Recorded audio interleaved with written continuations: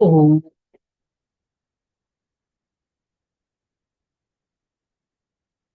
శాంతి.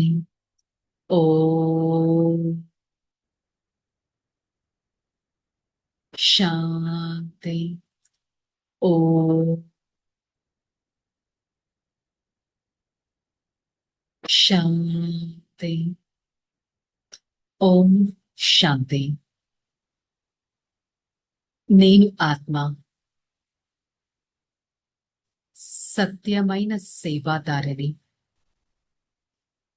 నిస్వార్థ సేవాదారిని, స్వచ్ఛమైన సేవాదారిని,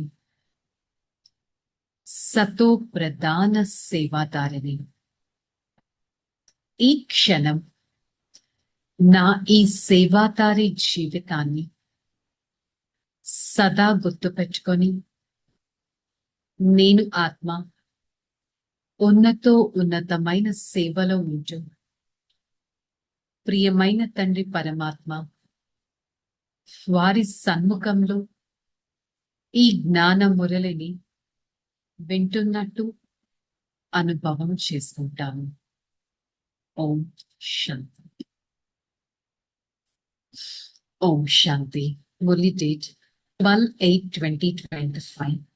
आज का हेडिंग मीठे बच्चे, तुम्हें सर्विस का बहुत अचल आनी चाहिए। ज्ञान और योग है तो दूसरों को भी सिखाओ, सर्विस की वृद्धि करो।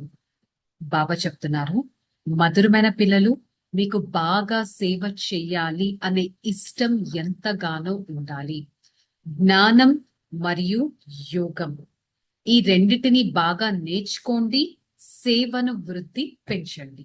సో సేవ ఇంక్రీజ్ అవ్వాలి అంటే జ్ఞానం యోగం పైన ఎంతో పట్టు ఉండాలి. प्रश्न, सर्विस में अचल ना आने का कारण क्या है? किस विघ्न के कारण अचल नहीं आती है? సేవలో ఇష్టం అనేది లేదు, ఇంట్రెస్ట్ లేకపోవడానికి కారణం ఏంటి? అన్నిటికంటే పెద్ద విఘ్నం ఏంటి? सबसे बड़ी विघ्न है क्रिमिनल आई। यह बीमारी सर्विस में उलझने नहीं देती है, यह बहुत खड़ी बीमारी है। अगर क्रिमिनल आई ठंडी नहीं हुई, गृहस्थ व्यवहार में दोनों पिहाड़े ठीक नहीं चलता है तो गृहस्थी का बोझ हो जाता है। అన్నిటికంటే పెద్ద విఘ్నం ఏంటి? క్రిమినల్ దృష్టి, అశుద్ధమైన దృష్టి. ఈ అనారోగ్యం సేవ బాగా చెయ్యాలి అనే ఇంట్రెస్ట్ ని కూడా పోగొట్టేస్తుంది. ఇది చాలా కఠినమైన దృష్టి. ఒకవేళ క్రిమినల్ దృష్టి అనేది అలాగే ఉంటే, చల్లగా అయిపోతే, గృహస్థ వ్యవహారంలో ఉంటూ అది ఎలా భావిస్తారంటే ఇదొక గృహస్థం ఒక భారంగా భావిస్తారు. తేలికతనాన్ని అనుభవం చేసుకోరు వారు అసలు సేవ చేయడానికి. మరి జాగ్ సజనియా జాగ్, మధురాతి మధురమైన పిల్లలు పాటని విన్నారు. ఈ విధంగా 2-4 గీతాలు ఎంత మంచిగా ఉన్నాయంటే అవి వాటితో మన టేప్ ని నింపేసుకోవాలి. ఈ గీతాలు యాక్చువల్లీ మనుషులు తయారు చేశారు, డ్రామా అనుసారంగా వారు తయారు చేశారు. వారికి దాని డీటెయిల్ అర్థం తెలియదు, మనకి తెలుసు. ఈ పాటలు వింటుంటే, వాటిని వినిపిస్తుంటే ఎంతటి నశ అనేది ఉంటుంది. పిల్లలకు కూడా అంతటి నశ ఉండాలి. నా కోసం రాజ్య స్థాపన జరుగుతుంది అనేది. జైసే కోయి లడతా హై తో ఖ్యాల్ రహతా హై నా ఉస్కో హీ రాజా హీ హబ్ కర్ లేవే. ఎవరన్నా యుద్ధం చేస్తుంటే అనుకుంటారు కదా, యుద్ధంలో నేను గెలిచానంటే వారి రాజ్యాన్ని నేను జయిస్తాను అని. మరి అలాగే ఇక్కడ కూడా అది హద్దు యొక్క యుద్ధం, ఇదొక అనంతమైన డ్రామాతో యుద్ధం, అనంతమైన మాయతో యుద్ధం. దీని గురించి బ్రాహ్మణ పిల్లలైన మనకి తప్ప ఇంకెవ్వరికి తెలియదు. మన కోసమే ఒక రాజ్య స్థాపన జరుగుతుంది అనేది తెలుసు.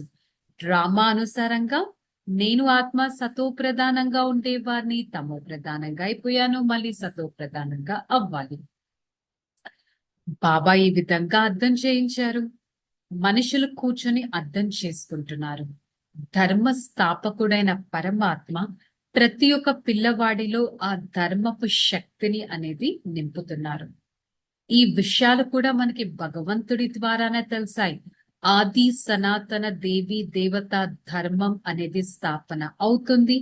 బాబా వచ్చి మిగతా వాళ్ళందరినీ వేరే ధర్మాల్లో ట్రాన్స్ఫర్ అయిన వాళ్ళందరూ మళ్ళీ వస్తారు.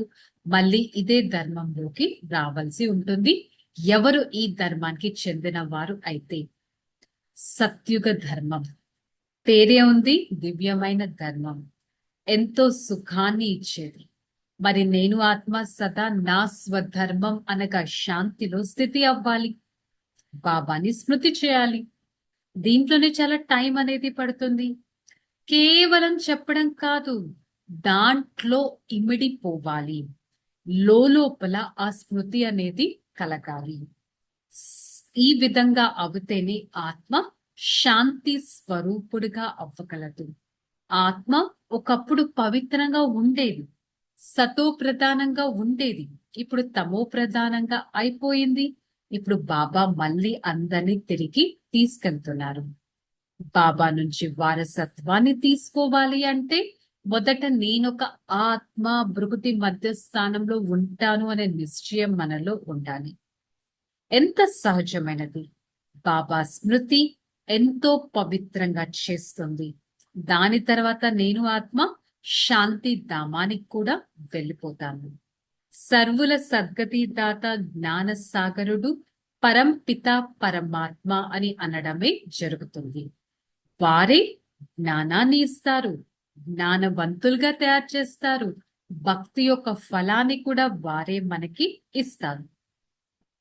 మరి ఈ విషయాలు నేను ఇతరులకి వినిపించడానికి నాకు ఎంతటి సేవ నశ అనేది ఉండాలి.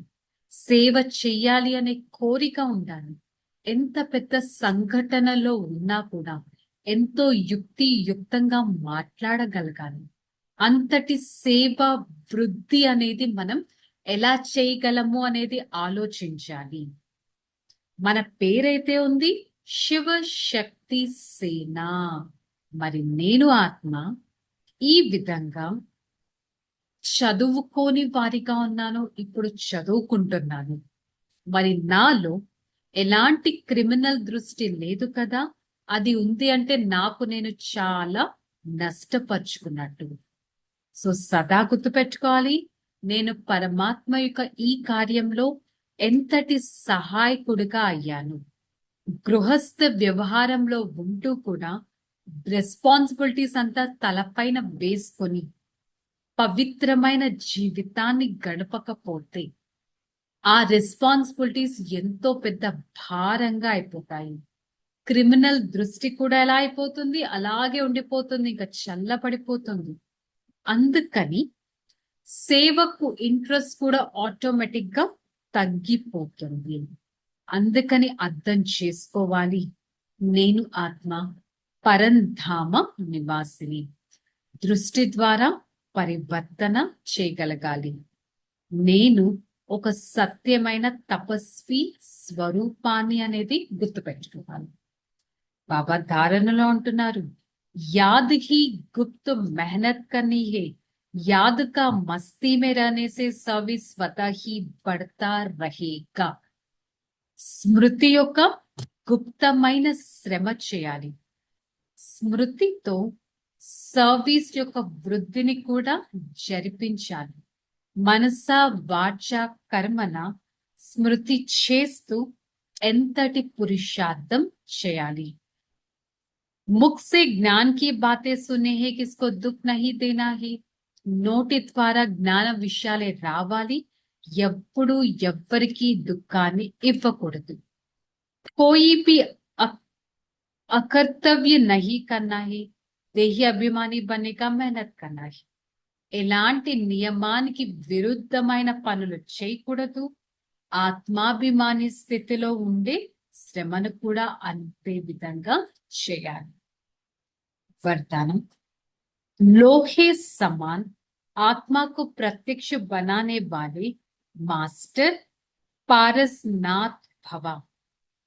ఇప్పుడు నేను ఆత్మ మాస్టర్ పారసనాథుడను.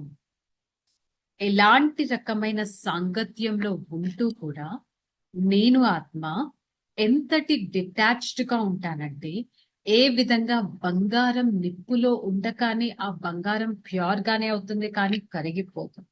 అలాగే ప్రతి సంకల్పం, ప్రతి కర్మ, ప్రతి ప్రతి యాక్టివిటీలో కూడా నేను ఆత్మ ఒక బంగారంగా ఇమిడిపోవాలి. సదా అంతటి శక్తి నాలో ఉండాలి. స్లోగన్: हर कार्य साहस से करो तो सर्व का सम्मान प्राप्त होगा. ప్రతి కార్యం సాహసంతో చేసినట్టయితే సర్వుల నుంచి సన్మానం ప్రాప్తి అనేది జరుగుతుంది. సర్వుల నుంచి సన్మానం. సో ఈరోజు మురళి యొక్క హోంవర్క్, నేను సేవాదారి ఆత్మ. Okay, relax. ఓం శాంతి. నేను ఆత్మ నిర్విఘ్న స్వరూపాన్ని,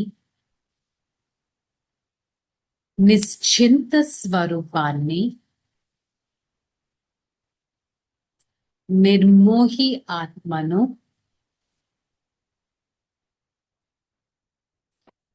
సదా పరమాత్మ సేవ మార్గంలో ఉండే వారిని, పరమాత్మ సేవే నా సేవగా భావిస్తూ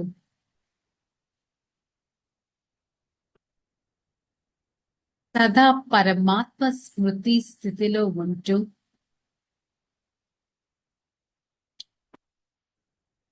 నిశ్చింత జీవితాన్ని గడుపుతూ పరమాత్మ సేవకు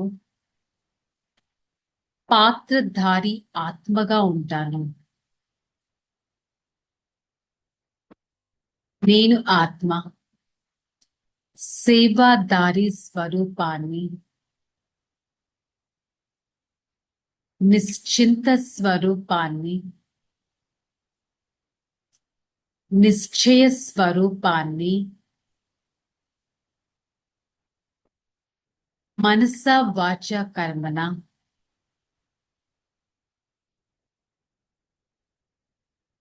పరమాత్మ సేవను చేస్తూ ఎంతో సేవను చేస్తాను.